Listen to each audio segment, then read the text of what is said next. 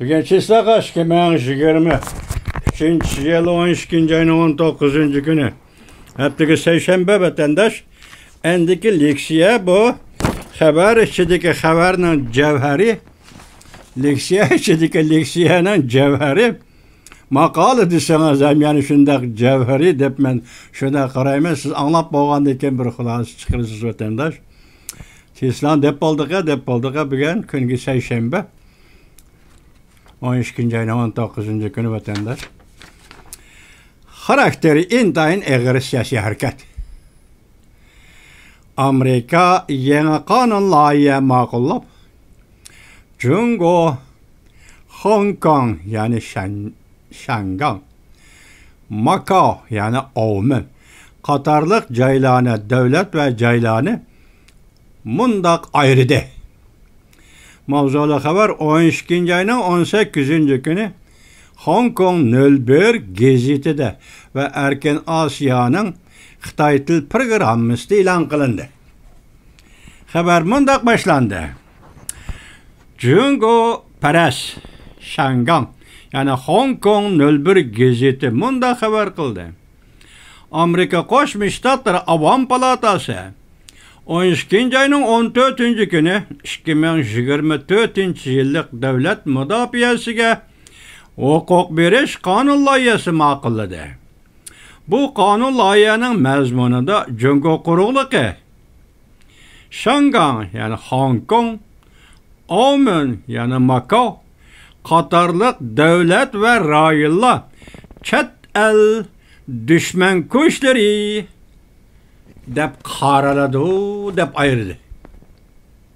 Aldımı vatandaş, yan qarama, tekrarlay, Jungo, Şangan yani Hong Kong, Oman yani Macao, qatorliq devlet ve rayonlar chet el düşman kuchlari deb ayırdı.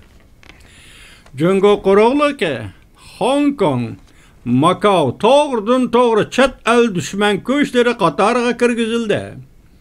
Çavuşan, Rusya, Kuba, İran ve Venezuela qatorliq düşman devletler bilan teng darajaga qo'yildi. Jungo, Hong Kong, Macao yuqorqi devletler bilan teng darajaga qo'yildi. Yani düşmanlikda teng darajaga qo'yildi. Hong Kong ve Macao qatorliq joylar bir devletli ikki xil tuzum deyilgandimi, lekin bu rayonlarga farqli muomala qilinmadi. O'xshashlar düşman devlet deb muomala qilindi. Qonun loyihada yangi xomchot ajratish, Hong Kong amaldorlari va savdogarlari insoniyatga qarshi jinoyat o'tkazish, irqiy qirg'inchilik jinoyatlari ve urush jinoyatlari qatorliq jinoyatlarni sodir qilganmi yo'q, tekshirish qatorliq mazmunlarni o'z ichiga oladi. Qonun loyiha. Qonun loyihada 14 milyon, kechiringlar, qonun loyihada 147 milyon dollar ajratib, Amerikaning Ulug' okeandagi tahdid kuchini yoritishga va raqobat planiga ishiltish.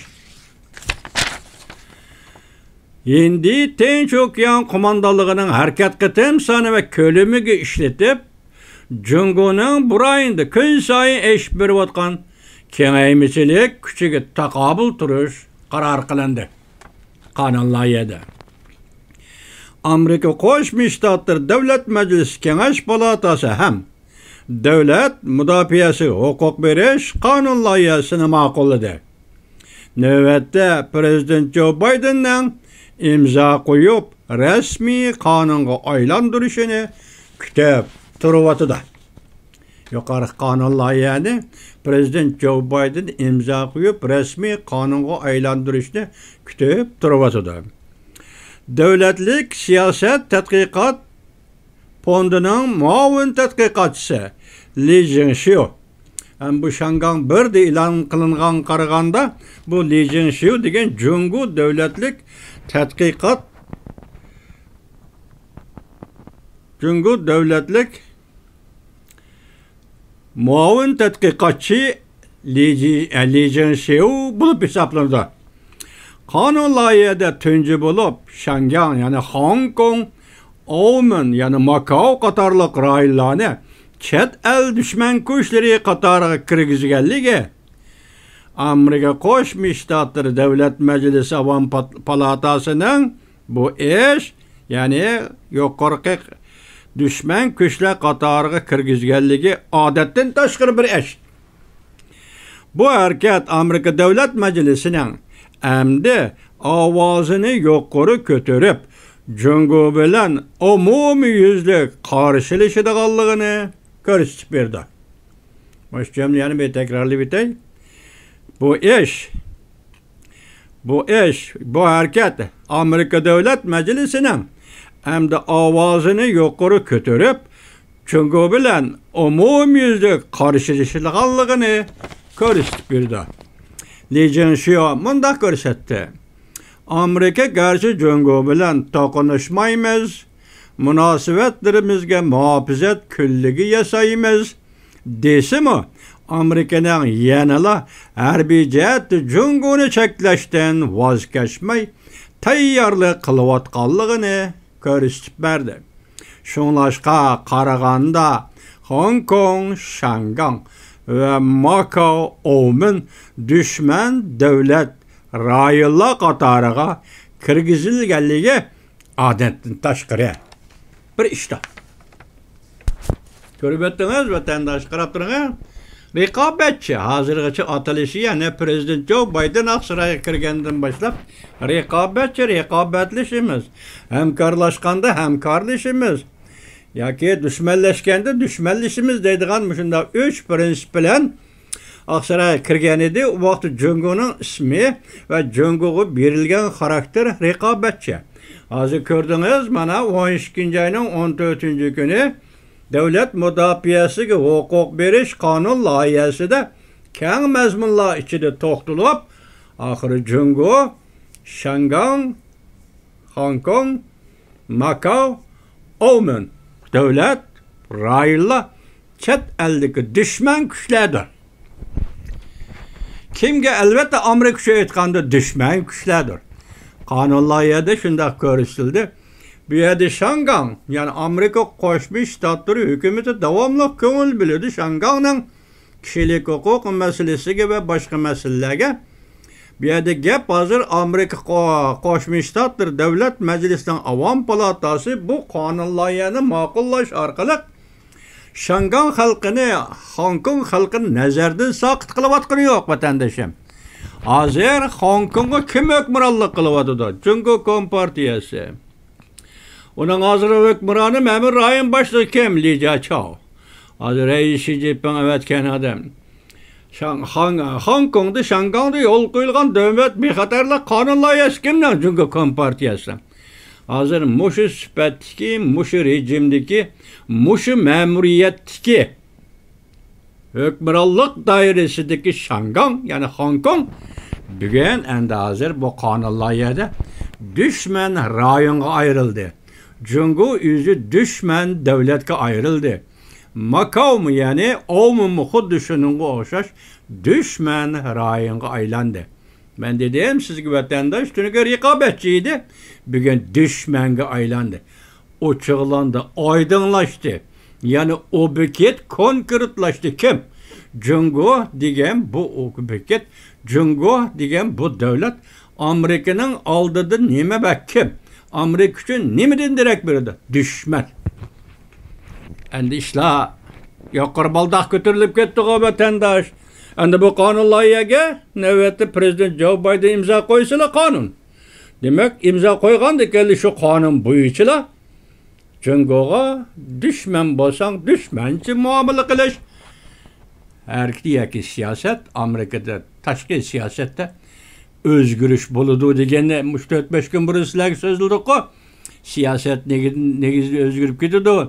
Hozir Amerikaning siyosati, Jungo siyosati 180 gradus o'zgardi, negizidan o'zgardi deb sizlarga yaqin leksiya so'zildik. Uning paketi mana buga yetib keldi vatandosh. Jungo, Hong Kong, Şanghan, Oman, Macao davlat va rayonlar dushman, chet eldagi dushman Köşledi. 2023 yıl ahırlaştı. 2024 yıl kirgendi işla. Qaysı derdir rivajlığında qallığı. İşlanın qandaq taraqqiy qiladiganligi yoki Jungo Amerika munosabatiga bog'liq qoldi. Mana bu bugungi qonun loyihadan ochiq ko'rinib turibdi vatandosh. Arliqda masalan Kaliforniya San Fransisko söhbetida do'stlikqa izlanib keldik degan edi Jungoning raisi Xi Jinping. Ondan onunla yarışa Prezident Joe Biden'a kısmen dair yol koygan idi.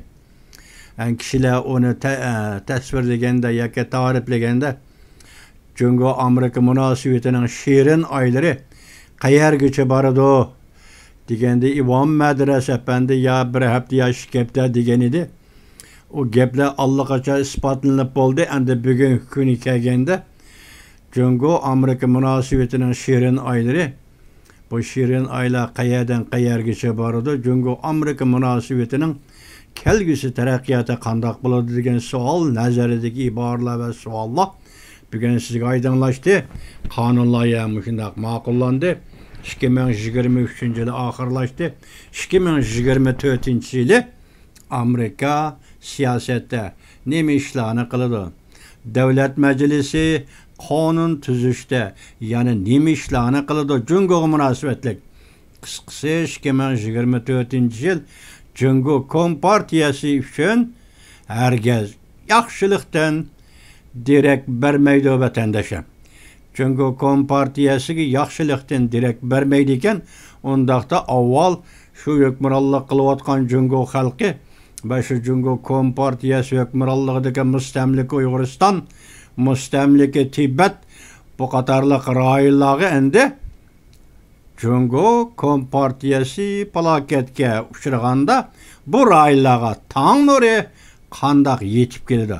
Siz biz diqqat qiladigan muhim nuqta mana shu yerda vatandoshim.